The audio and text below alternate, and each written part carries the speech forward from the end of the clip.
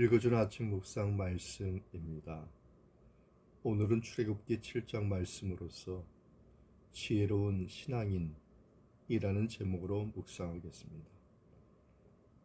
우리가 성도라 해도 하나님의 역사 방법을 다 이해할 수는 없습니다. 그러기에 많은 부분에 있어서 하나님의 뜻을 거스르며 변변찮은 자존심을 버리지 못하여 졸장부로 살 때가 많습니다.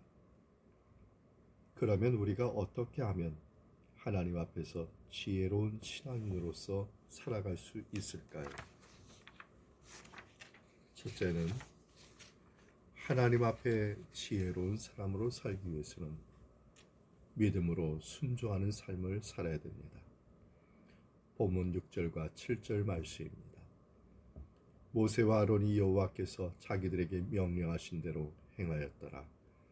그들이 바로에게 말할 때 모세는 80세였고 아론은 83세였더라. 6절에 보면은 모세와 아론이 하나님에게 순종하였다고 말하고 있고 7절에 보면은 모세가 80세였고 아론이 83세였다고 말하고 있습니다. 하나님께서는 모세에게 다시 바로에게 나아가라고 명령하셨습니다. 모세는 아론은 이 말씀 앞에 나이가 많았음에도 순종하였다는 것을 말하고 있다는 것이죠. 하나님의 섭리는 참으로 오묘합니다. 한 사람에게는 성령의 능력의 은사를 주셨고 한 사람에게는 말할 수 있는 은사를 주셨다는 것이죠. 중요한 것은 모두가 다 합력하여서 하나님의 말씀 앞에 순종하여 나아갔다는 것입니다.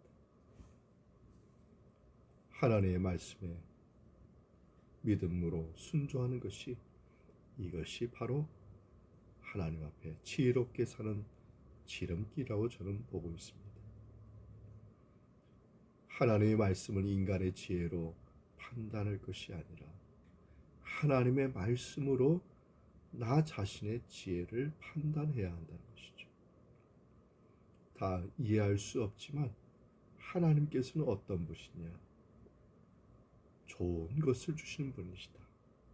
누가복음 11장 13절에 이르기를 너희가 악할지라도 좋은 것을 자식에게 줄 줄 알거든 하물며 너희 하늘 아버지께서 구하는 자에게 성령을 주시지 않겠느냐 말씀하셨다는 것입니다.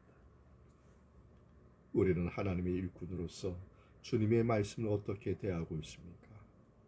말씀을 구체적으로 다 순종합니까? 아니면 이해되는 것만 순종하십니까? 하나님의 말씀을 순종하려면 성령을 받아야 되고 하나님 앞에서 믿음으로 순종하는 삶을 살아야 됩니다. 이것이 바로 지혜로운 삶이라고 저는 믿습니다. 두 번째로 하나님 앞에서 지혜로운 사람은 어떤 사람이냐? 믿음으로 끝까지 도전하는 사람이라는 것이죠. 본문의 15절과 16절 말씀입니다. 아침에 너는 바로에게로 가라. 보라, 그가 물 있는 곳으로 나오리니 너는 나일 강가에 서서 그를 맞으며 그 뱀 되었던 지팡이를 손에 잡고 그에게 이르기를 히브리 사람의 하나님 여호와께서 나를 왕에게 보내어 이르시되 내 백성을 보내라. 그러면 그들이 광야에서 나를 섬길 것이니라 하였으나 이제까지 내가 듣지 아니하도다. 바로는 하나님의 말씀을 듣고 거절했습니다. 그러자 하나님께서는 모세와 아론에게 다시 바로에게 나아가라고 명령하셨습니다. 모세와 아론은 하나님께서 명령하신 대로 바로 앞에서 지팡이를 던져 뱀이 되게 하였습니다. 모세가 어떤 마음으로 지팡이를 던졌을까요? 이스라엘 백성들을 구원하고자 하는 그 절박함 가운데 그가 지팡이를 던졌을 것입니다.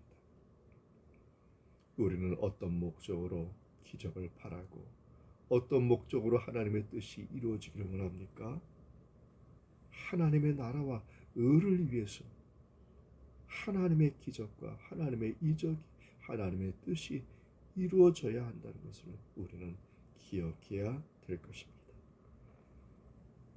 바로가 자기 밑에 있는 박사와 박수를 주술사들을 불러서 그들도 지팡이로 뱀이 되게 하는 그러한 속임수를 보이게 되었습니다. 하나님의 능력에 순종하지 않고 하나님의 맞서는 바로의 모습이 바로 인간의 모습 아니겠습니까? 다음 날에도 하나님께서는 또 모세에게 또 말씀하셨습니다. 바로에게 가라고 말씀하셨습니다. 이번에는 하숫가에 있는 물을 피로 바꾸시는 그러한 기적을 베푸실 거라고 말씀하셨습니다. 하나님께서는 강제로 사람을 굴복시키지 않지만 그러나 하나님의 이적 앞에 늘 강박하여 있는 바로와 같은 사람에게는 하나님께서 강제로라도 그를 굴복시키려 하지 않을 수가 없다는 것이죠. 그 영혼이 불쌍하고 그 영혼을 구원하기 위한 하나님의 마음이 있기 때문에 모세는 하나님의 말씀 앞에 다시 순종합니다. 그는 다시 믿음으로 나아갔습니다. 그가 믿음으로 지팡이를 들고 하나님의 말씀대로 행할 때 나일강뿐만 아니라 나일강 주변의 모든 애굽의 물들이 피로 바뀌지 않았습니까? 사랑하는 성도 여러분, 하나님의 부르심 앞에는 다 뜻이 있습니다. 낙심하지 마시기 바랍니다. 하나님께서 반드시 뜻을 이루신다는 것을 기억하시기 바랍니다. 그러므로 하나님 앞에 지혜로운 사람은 믿음으로 계속해서 도전한 사람이 그 사람이 바로 하나님 앞에 지혜로운 사람인 것입니다. 둘째, 셋째 말씀은 하나님의 통치와 하나님의 그 주권을 인정하는 것이 이것이 바로 지혜라는 것입니다. 가장 지혜로운 자는 하나님 앞에 손을 들고 나오는 사람 아니겠습니까? 가장 어리석은 사람은 하나님을 대항하는 사람.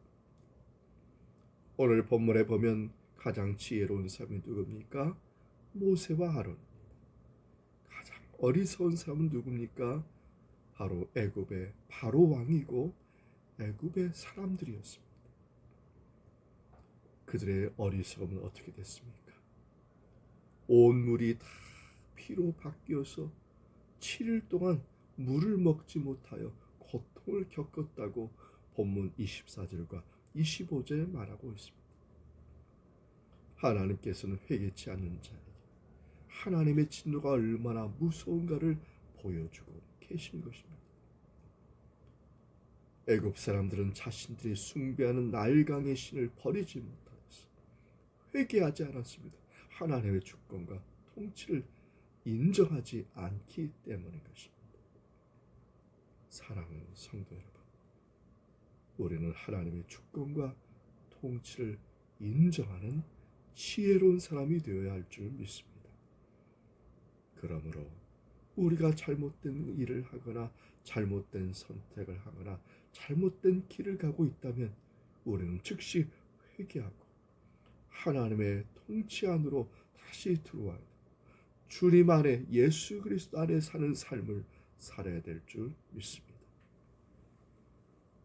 이 하루가 하나님 앞에 지혜로 믿음과 순종의 삶, 믿음으로 도전하는 삶, 그리고 하나님의 통치와 주권을 인정하는 삶을 통하여 오늘도 하나님의 큰 은혜와 복을 받는 우리 모든 성도님들 되기를 주님의 은혜로 축원드립니다. 이 말씀의 은총이 우리 모두에게 함께하기 바랍니다. 아멘.